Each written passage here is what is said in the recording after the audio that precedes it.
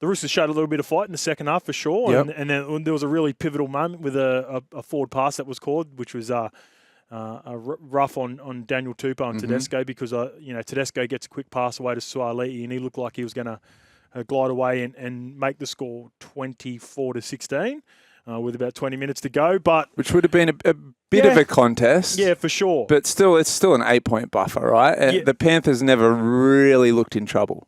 Yeah, and look, again, that would have for sure added some pressure to the scoreline, and it's something that you'd like to think that they should be getting right, because it was a critical part of the game. But in saying that, yeah, you're right. Penrith was so good in the first half.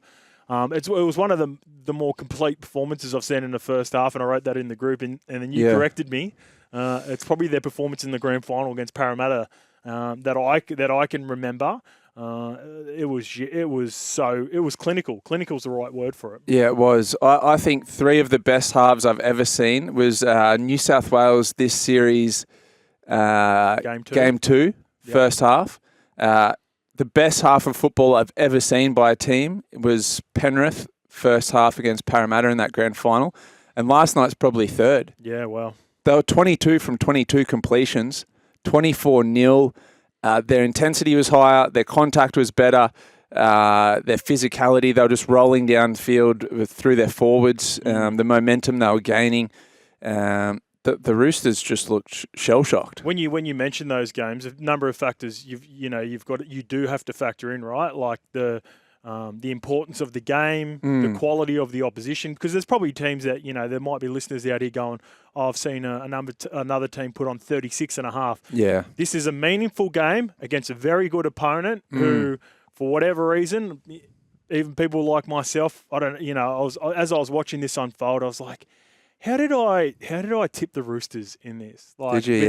With everything that I'd said in the review of Penrith last week, after they, sort of limped home against the Titans. Yeah, they did. I expected their best performance of the year. I guess the things that concern me were obviously Nathan's injury and what his shoulder was like. Not only did he answer those questions, I think this is just, whether it's tactically or the IQ or the perception. He went after contact nice and early in the game, and for me, a part of me thinks that was a tactic. One, it showed straight away if there was any perceived weakness from the Sydney Roosters to attack him and go after him, it sort of deterred them in a way. And then secondly, him going after the left edge defensively, he also then got after their left edge offensively, dropping players underneath, whether it was Liam Martin, whether it was Isaac Tungle, because what he did was, and more teams should do this more often, when there is a perceived weakness, just say with Nathan's injury, you attack the edge that you expect all the traffic to come from. So you want to fatigue... To tie those guys that are coming at you. You want to fatigue the left edge of the Roosters. You want to fatigue Angus Crichton. You want to fatigue Luke Cleary. So not only was Luke Cleary a spot for them probably, but also you take the juice out of him and the players around him in Joseph Suaalii and Angus Crichton, and therefore they don't have that energy to then attack Nathan Cleary. So I thought it was a really good game plan from an executed game plan from not only Ivan, but most notably Nathan. So now the Roosters play the winner of Manly and the Bulldogs. What do they need to do to turn their form around in a week? Look, probably nothing too crazy. They'll get Jared back next week. They missed the jump.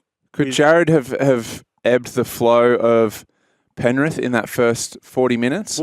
First 20 minutes in particular, where they were just rolling through them in the middle of the park. Well, the reason I say they don't need to change too much is because they've never had a worry against anyone else. It's just Penrith and Melbourne, and they're not playing in Penrith and Melbourne next week. So that's my main takeaway from that. They'll be fine. Or not be as worried going up against the Bulldogs or Manly, whoever they end up playing next week. They'll get Jared back. They clearly missed a jump. I thought they, in hindsight, seeing Spencer sit on the bench until 22-0 and come on the field, I thought he straightened them up and got some punch back in their game. They'll probably have that with Jared back out there next week. And they got some rhythm in the second half. They'll take some confidence away from getting back into the game, and then they'll be disappointed with the forward pass call. And 30-10 doesn't look as bad as it was looking at halftime, because there was a thought, from probably a lot of people, that this could be a bit of a train wreck for the Roosters. Would Ivan Cleary have considered pulling Nathan Cleary out of the game at halftime? No, you want to secure. Too far from home? Too far from home. You've seen what the Roosters were capable of in the second half, even with Nathan out there.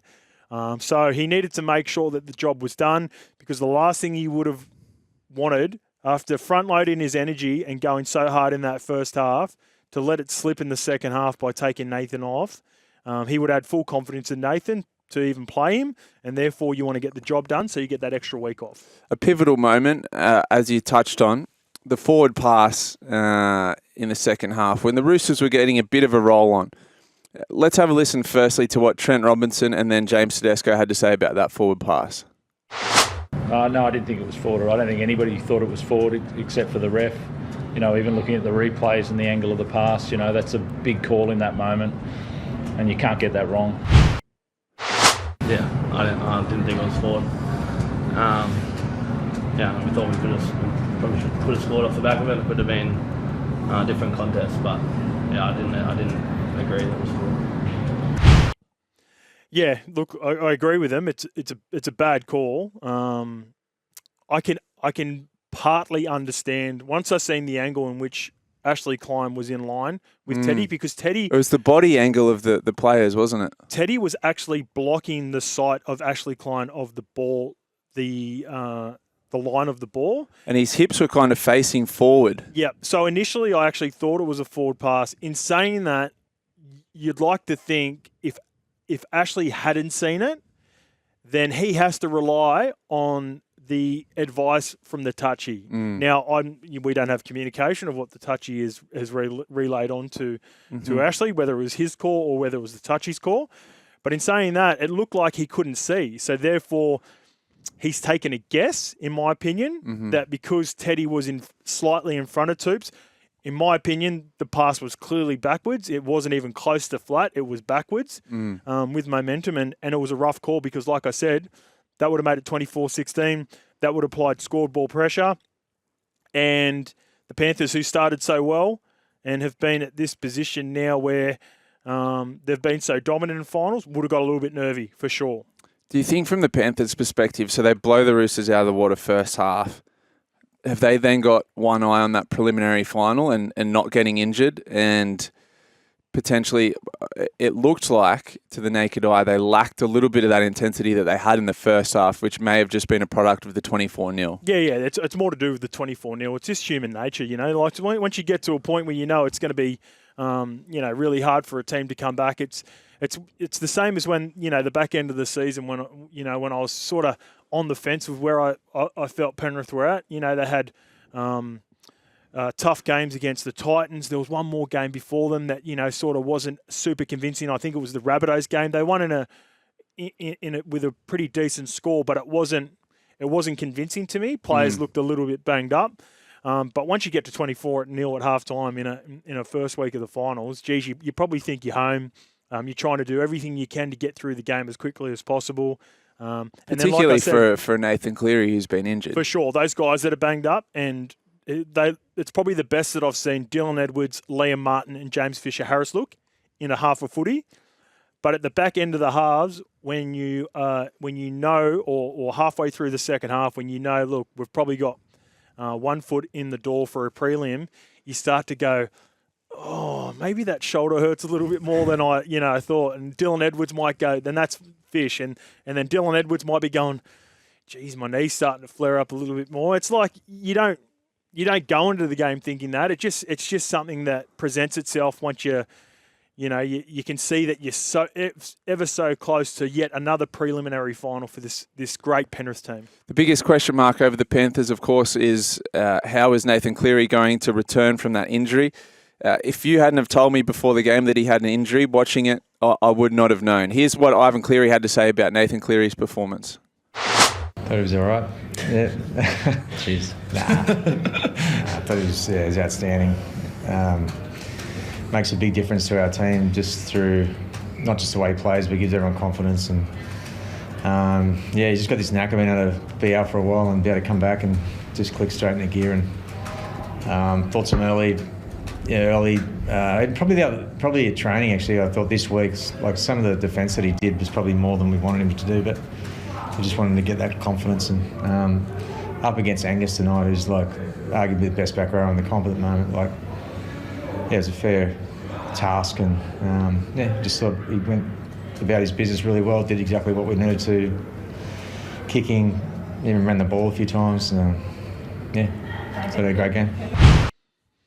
Yeah, typical response from Ivan to trying to downplay it, talk up Angus Crichton. As he's had a great year. He's also aware that he's got Liam Martin, who was sitting next to Nathan, and for sure internally they know that Liam Martin is that guy.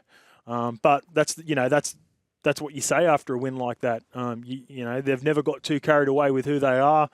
They play it down as much as they can, and they're one step away from another grand final. 5 grand finals in a row, mate.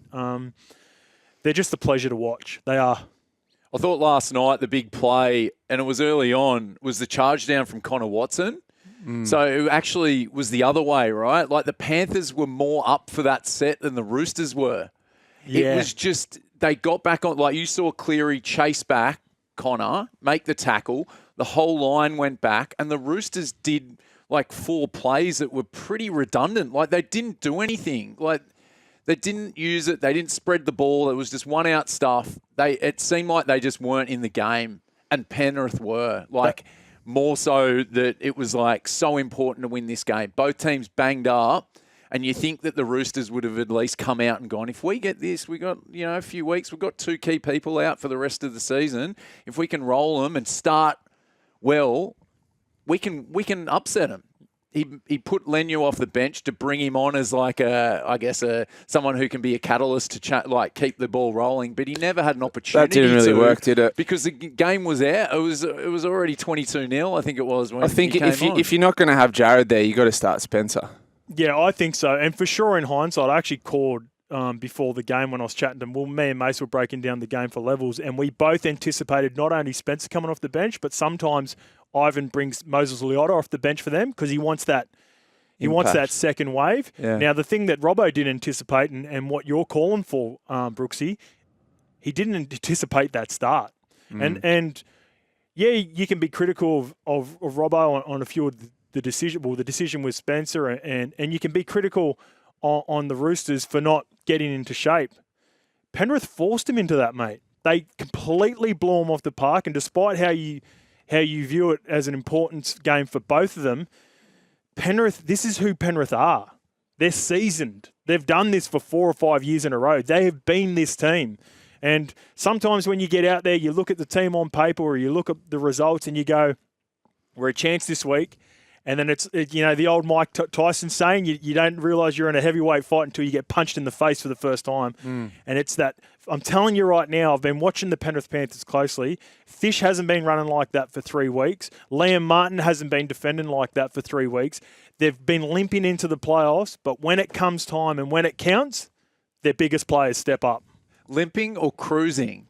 That's the thing that you've just said. Because it's interesting because when that moment, to me, it was you haven't been in that 20 all game, the Roosters, and the Panthers had strangled them for that opening 20, and it felt like they were already mentally fatigued to go, all right, this is what we've got to do in this circumstance. They just went, I think Siwa Wong just ran that first play after the charge down, and then they eventually got the kick across over to Joey Manu, I think it was, and it looked like they were going to score off that, but it only looked like they could have scored off that last play in the set when they should have probably scored play 2, play 3. Imagine trying to get up for the Titans round 27 at on a cold night out at Penrith, knowing that you've already won 3 comps in a row, 4 grand finals. They're just not in the same mindset.